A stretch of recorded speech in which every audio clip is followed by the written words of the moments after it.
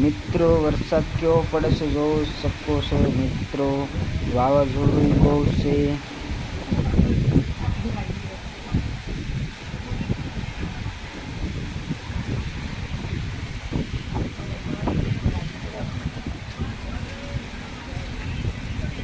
અહીં ખેતરમાં દે